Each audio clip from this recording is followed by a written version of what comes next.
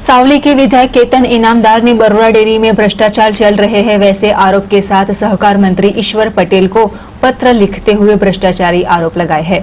तो वहीं सामने बरोड़ा डेयरी के प्रमुख और उप प्रमुख ने इसी संदर्भ में जवाब देते हुए पत्रकार परिषद का आयोजन किया था। सावली के विधायक केतन इनामदार ने बरोड़ा डेयरी में भ्रष्टाचार चल रहे होने के आरोप के साथ सहकार मंत्री ईश्वर पटेल को पत्र लिखते हुए राजकीय माहौल में हलचल मची है। जहां एक बार फिर वडोदरा जिला सहकार क्षेत्र की सबसे बड़ी बरोड़ा डेयरी में 15 सितंबर को मिलने वाली वार्षिक ऑनलाइन साधारण सभा से पूर्व ही सावली के विधायक ने पशुपालकों का शोषण और रॉ मटेरियल की खरीदारी में भ्रष्टाचार चल रहा है वैसे आरोप के साथ सहकार मंत्री को पत्र लिखते हुए हलचल मची है। तो वहीं वाघोड़िया के विधायक मधु श्रीवास्तव ने भी बरोड़ा डेयरी में भ्रष्टाचार चालकों के आरोपों के साथ पत्र लिखा था। सावली के विधायक केतन इनामदार ने राज्य के सहकार मंत्री ईश्वर पटेल को बरोड़ा डेयरी में वहीवट के सामने कई गंभीर आरोप लगाते हुए और इस संदर्भ में सही जांच करने की मांग करते हुए पत्र लिखते हुए जिला सहकारी क्षेत्र में हलचल मची है, जिसमें लिखा गया है कि भाजपा शासित बरोड़ा डेयरी में सभासद यानी कि पशुपालकों का शोषण किया जा रहा है। बरोड़ा डेयरी के शासक सभासदों को नफा नहीं देने के साथ ही डेयरी मुनाफा कर रही है। मुनाफा सीधा हकदार सभासद ही है, लेकिन बरोड़ा डेयरी द्वारा सभासदों को मुनाफा नहीं दिया जा रहा। तो वहीं दूध उत्पादक मंडली भी बंद हो रही है, पशुपालकों को नुकसान हो रहा है। सातम, आठम, रक्षाबंधन जैसे त्योहारों को मंडलियों द्वारा एडवांस देना होता है, लेकिन सभासदों को नुकसान पहुंचाते हुए बरोड़ा डेयरी द्वारा कोई भी एडवांस नहीं चुकाया गया। तो वहीं मंडलियों द्वारा 1 किलो के फैट के हिसाब से 650 रुपए चुकाए जाते हैं। 15 के हिसाब से मंडली में रुपए जमा होना चाहिए। तो वही रुपए भाव फेर में भी काफी रकम आ रही है। ब्याज की रकम का लाभ सभासदों को नहीं दिया जा रहा।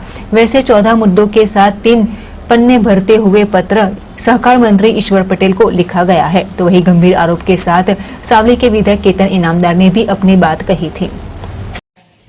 आज रोज सहकार मंत्री ईश्वरभाई पटेल ने मैं बरोड़ा डेयरी अंदर बरोड़ा डेयरी सत्ताधीशों द्वारा मनस्वी रीते वहीवट थतो होय तेमज मंडली और मंडली सभासदों शोषण थतुं होय ए 14 मुद्दाना 3 पत्र द्वारा लखीने मोकलेल छे। एनी अंदर एसएनएफ नो पण मुद्दो छे। एसएनएफ ना पाछळ खेडूतोना शोषणनुं षड्यंत्र पण मैं एमने पुरावा सहित मोकल्युं छे। सेकंडनी अंदर बरोड़ा डेयरी जे भावफेरनो जे प्रश्न है ये भावफेर खरेखर आवा विकट समय में वहेली तके आपवुं जोईए। तहेवारो हमणां गया ए तहेवारो एमने एम कोरा गया तो भावफेरनी रकम माटे पण ए लोकोए चिंता ना करी अने ए पण हजू एमने कई राह जुए छे खबर नहीं। एनी जग्याए हूँ तो एटलुं कहूँ कि भावफेर कदाच ना मळी शके तो कदाच एमने एडवांस में लोकोने सभासदोने राहत रहे टेको ए रीते आपवा जोईए। एमां पण एमनी दानत नथी। ए पण मुद्दो मैं त्यां मोकल्यो छे। मकईना भरडानी एटले दाननी वात करूँ एनी अंदर भाव वधारो करीने कोई एजेंसी ने सौंपीने ए लोकोए जे वहीवट कर्यो छे एमां पण कंईक ने कंईक खोटुं थई रह्युं छे एनी आशंका छे। एनी साथे साथे तमने कहूँ कि खेडूतो मकई पकवे छे ए मकई जो बरोड़ा डेयरी लेती होय अने खेडूतोने ऊंचा भाव आपती होय तो बरोड़ा डेयरी खेडूतो पशुपालकोनी साथे साथे खेडूतोने पण पगभर करी शके एवी छे, पण एमां एमनी नियत नथी। ए पण स्पष्ट थाय छे।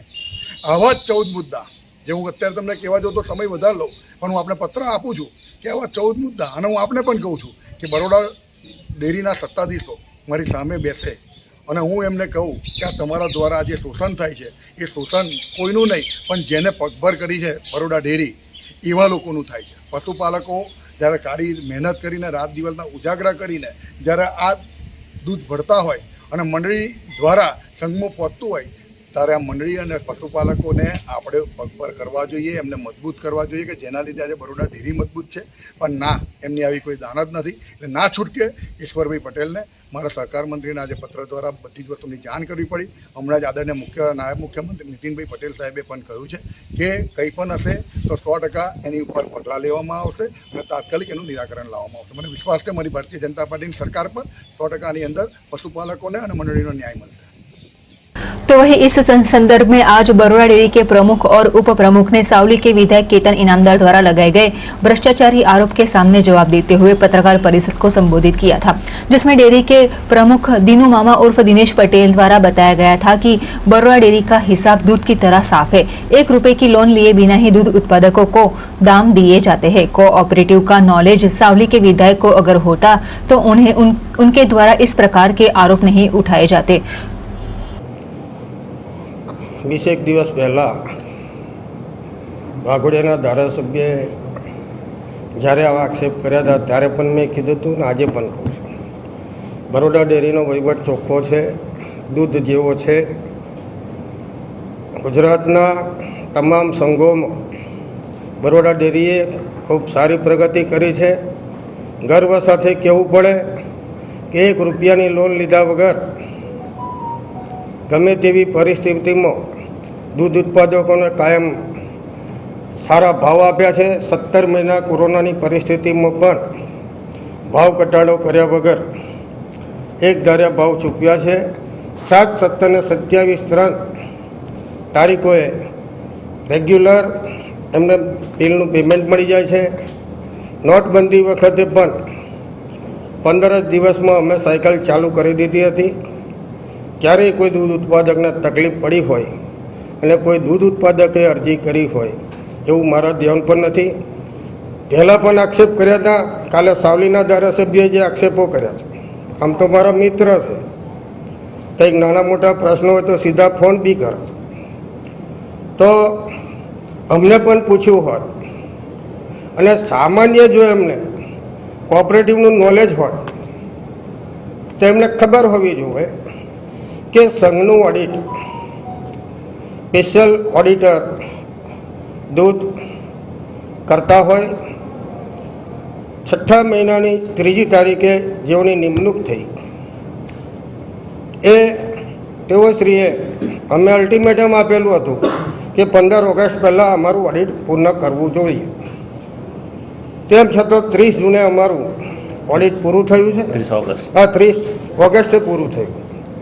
15मी ऑगस्टे पूरुं करवा कीधुं हतुं, नहीं थी शक्यु। 30મે थयु। 31 तारीखे मैं अमारी बोर्ड मीटिंग बोलाई। बोर्ड मीटिंग में ऑडिट थया पछी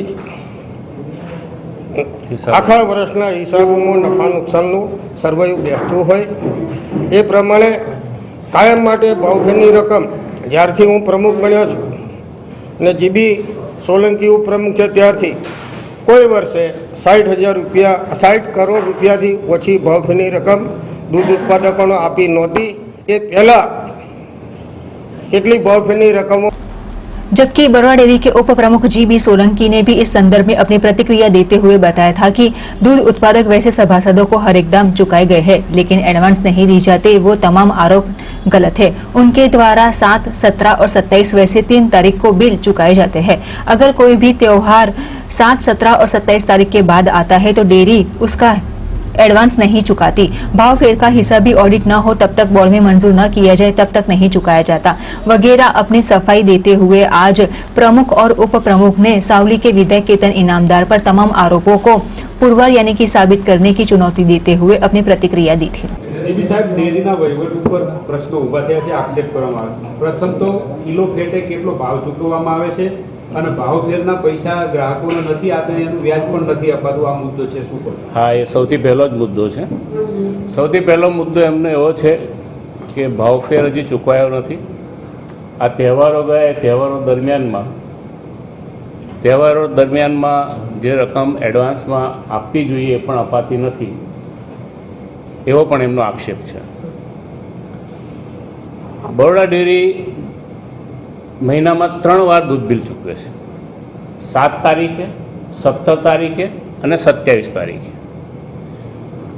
કોઈ પણ તહેવાર 7, 17 કે 27ના તરત પહેલાં 1-2 દિવસ આવતો હોય તો એડવાન્સ આપવું પડે છે, પરંતુ જો તહેવાર 7, 17 કે 27 પછી 1-2 દિવસે આવતો હોય ત્યારે એડવાન્સ ચૂકવવામાં આવતું નથી। દાખલા તરીકે આ વર્ષે દિવાસો જે આવ્યો એ 8મી ઓગસ્ટે આવ્યો, 8/8 એટલે 7મી તારીખે જો દૂધ બિલ ચૂકવવામાં આવે તેમને દિવાસામાં કામ લાગે નહીં.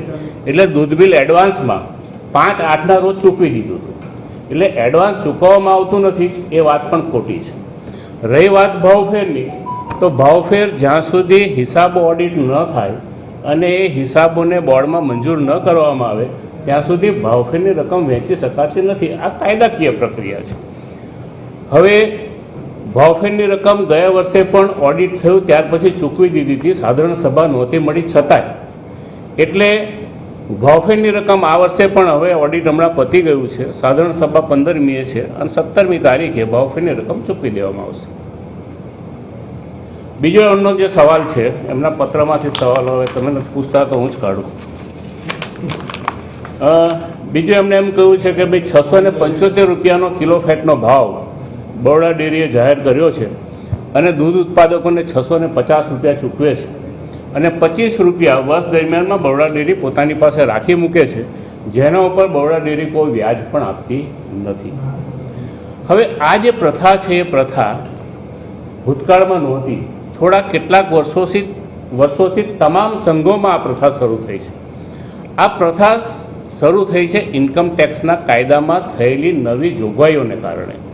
વર્ષના અંતે ભાવફેરની રકમ મોટી ચૂકવવામાં આવે છે ત્યારે એ ભાવફેરની રકમ છે એ નફામાં ગણતરી કરી લઈ અને એના જાહેર કરવાની માંગણી કરી છે તમારા લોકો પાસે. કેતનભાઈ એ મુદ્દે જ્યારે રજૂઆત કરશે, આજે તો 14 મુદ્દાની રજૂઆત અમારા સુધી પહોંચી છે, એની અમે ચોખવટ કરી છે. જ્યારે જે રજૂઆત આવશે ત્યારે આપણે મળતા રહીશું. આજે આપણે સૌ આભાર માનીએ કેતનભાઈનો કે એમણે એક તક પૂરી પાડીને આપણે બધા ઘણા વખત પછી મળ્યા. અવારનવાર એક તક પૂરી પાડશે તો આપણે અવારનવાર મળતા રહીશું અને આપણે એ બાબતે સ્પષ્ટતા કરતા રહીશું. મીડિયા માધ્યમથી એમને ડાયરેક્ટ આક્ષેપો લગાવ્યા છે તમારા શાસક તો કર્યા કરે મેં કર્યા. હવે એમાં તથ્ય શું, આક્ષેપો તો અત્યારે કયા ક્ષેત્રમાં કોના પર નથી થતા, આટલું બધું તો તપાસ થાય તો જ બહાર આવે. આટલું